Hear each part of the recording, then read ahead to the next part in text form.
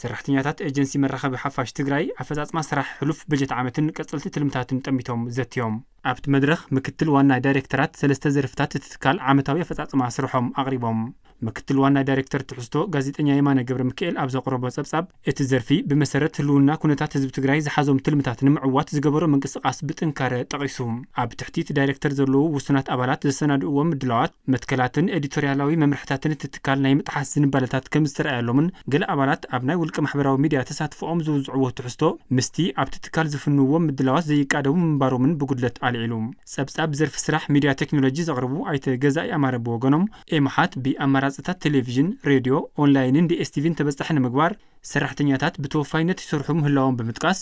ሕጽረት ናውትን ምቁራጽ ኤሌክትሪክን ንስራሕትታቶም ይዕንቅፉ ምህላዎም ገሊጾም ምክትል ዋና ዳይሬክተር ቢዝነስን ምምሕዳር ሃፍትን ወይዘሮ ሊያ መስፍን ድማ بتلمي مسارات نمسرحن وشتوتو تتكلم عباين زغبر صعري ببوليتيكاوي كونتات تግራይ እናተጸለዎ መምጹን ሰራሕተኛታት ትዘርፊ ብዝገበርዎ ጻዕርግና ዝተባባዕ ውጽኢት መምዝጋቡን አመልክተን ነቲ ዓመታዊ ገምጋም ዝመርሑ ዋና ዳይሬክተር ኤምሓት ኣይተ አባሪ ገብረስላሴ ኣብዚ ዓመት ዝተራዩ ጥንካረታት ቀጻልነት ንክህልዎም ከምኡን ዝተነጸሩ ጉድለታት ናብዚ ሓድሽ በጀት ዓመት ንከይሰግሩ ኣብ ምግባር ርብርብ ከም ዝግበር ገሊጾም ህዝብን መንግስትን ትግራይ ኣብ መኸተ ህልውናን ሉዓላውነትን ምህላዎም ዝገለጹ ቶም ዋና ዳይሬክተር ኤምሓት ኣብቲ መድረኽ መቃልሕን ልሳንን ቃልሲ ህዝብ ትግራይ ኮይኑ ዘገልግል አረጋግጾም ትካሎም ንህላው ህዝብ ትግራይ ክበሃል ዝግበር መኸተን ምዕዋት ግልጽ አንፈት ነጽሩ በመላው ኩሉ ሰራሕተኛ በመግዳል መንፈስ ስራሕቱ ከድምዕን ህዝብን መንግስትን ትግራይ ናብ ዝዓለም ወሽቶን ምብጻሕ እጃሙ ከበርከትን ድማ አተሐሳሲቦም ኣብቲ መድረኽ ዝተሳተፉ ሰራሕተኛታት ኤምሓት በወገኖም ንጽሬትን መጠንን ዝሰርሕዎ መደባት ዝድርቱ ቀረባት ክማሉ ከም ዝግባን ቀጸልቲ ዕማማት ትካል ምዕዋት ድልዋት ምዃኖምን አረጋግጾም